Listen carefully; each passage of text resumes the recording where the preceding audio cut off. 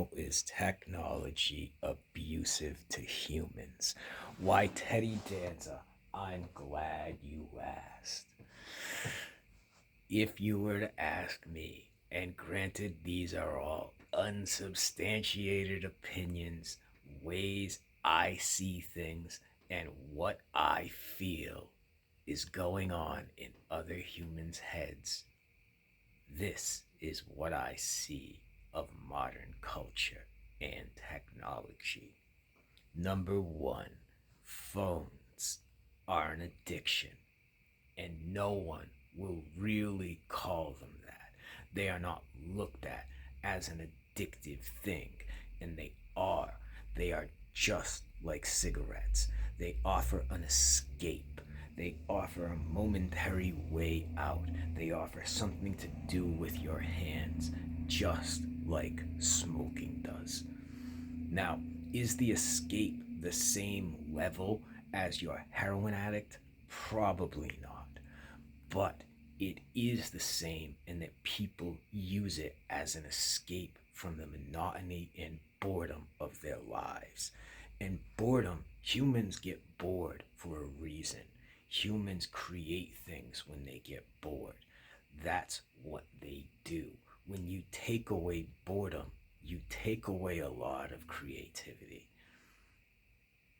But further, phones are an addiction, and everyone is kind of pretending it's not really an addiction. We might call it an addiction, but it's a metaphor, it's an analogy, it's a euphemism, it's a simile. No, they are an addiction. People can't stop. And if you think you can, try. Because I tried to just stop using YouTube, and it is a major hassle.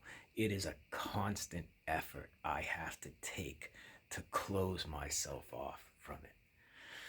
Next, what I see technology doing to children. Now, I used to see this happen with television and I was suspicious of it, but the internet kicked it into a way I never thought possible.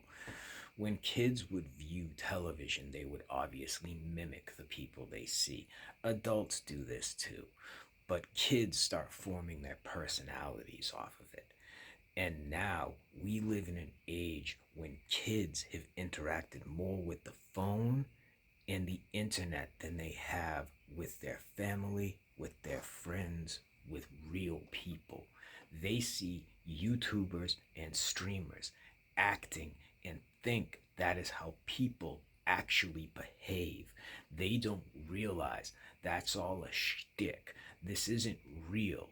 It's a song and dance. They are acting, an actor. They are pretending. They are over exaggerating their emotions. They are being hypercritical. They are being stupid, basically. But kids have seen this their whole lives. And now, between the ages of 16 to 25, you have an entire crop of people who have grown up watching streamers. And they think the way they behave is normal. And you're seeing more and more extreme behaviors show up. The internet is a maker of madness, but they don't realize that. So they keep pushing.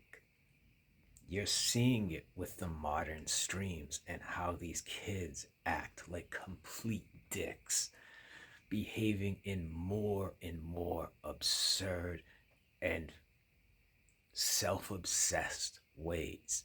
Why? Because in that kid's mind, he's been interacting with the phone and the internet their whole life.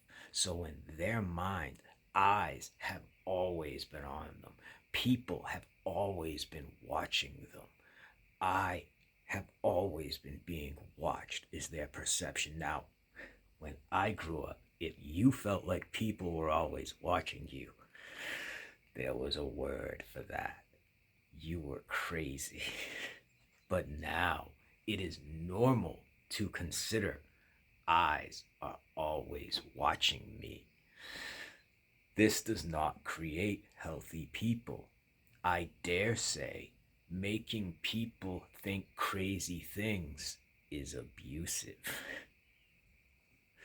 Next, men and women are the same. And if we just keep smashing them together long enough, well, they'll finally fit. They'll be in the same places and it won't be a problem. This will never work. There is nothing you can do to make this happen. Now, as far as men and women going to school or boys and girls going to school together, I don't see any reason why not.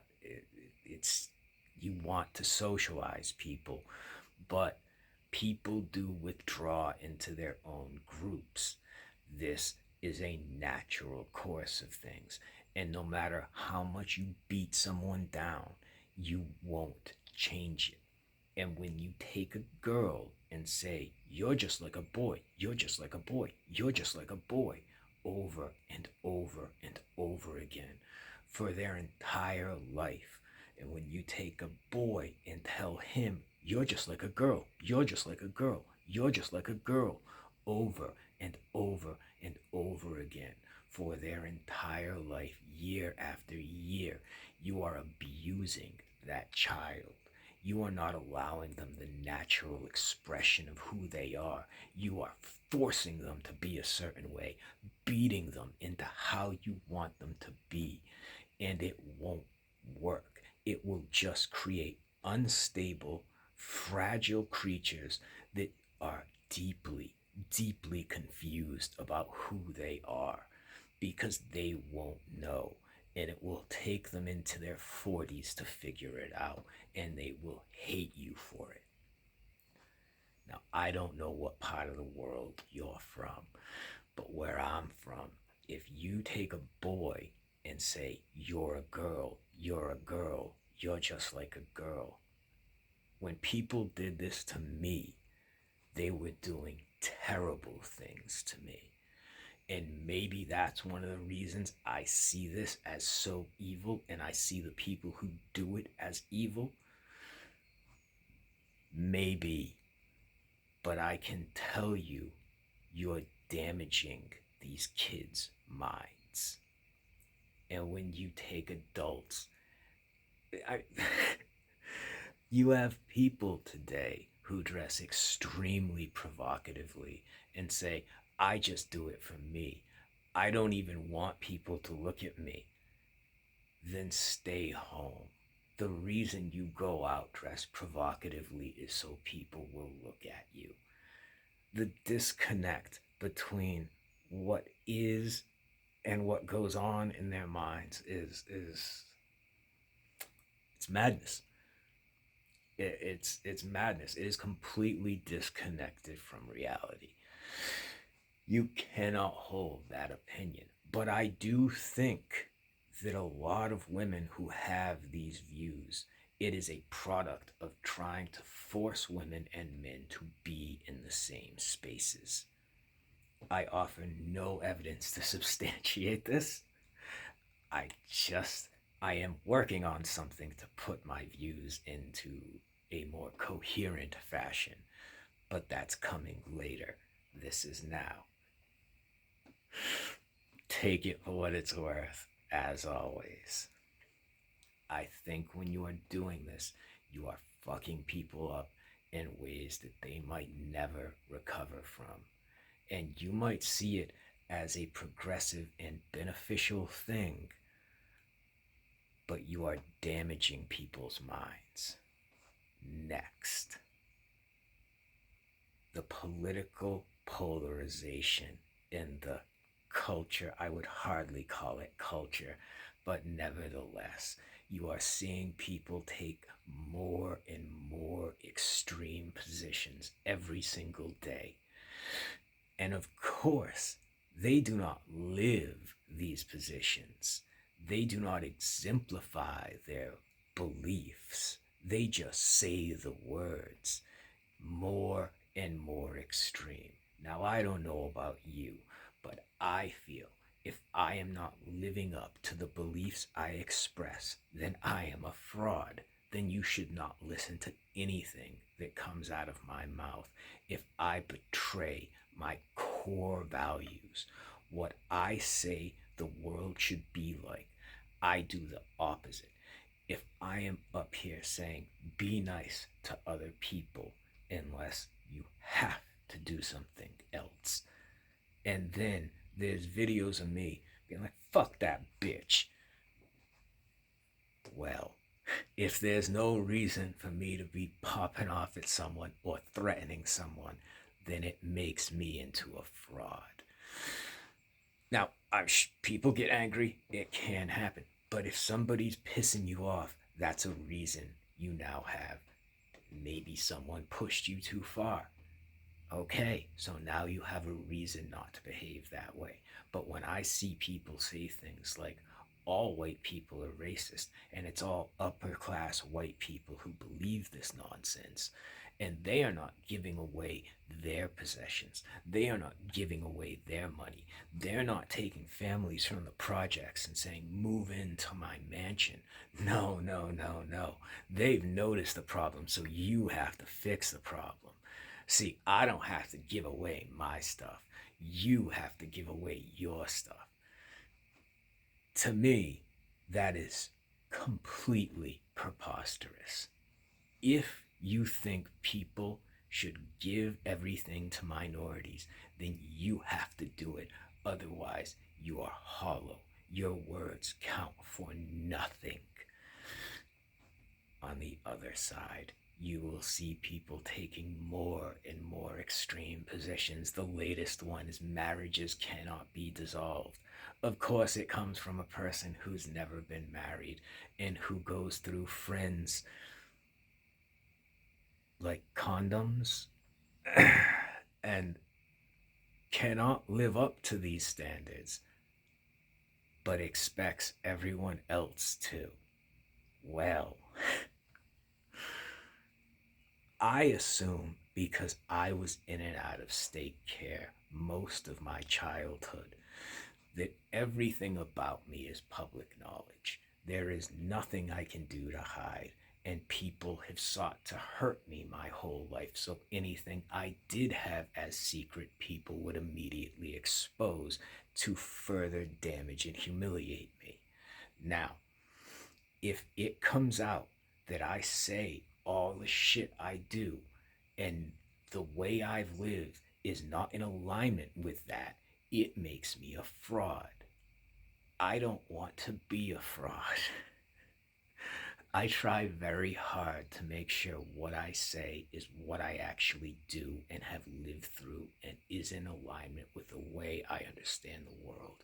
Not to make myself look cool, not to make you think I'm a better person than I am, because I see myself as a fucking loser who fucked up my life.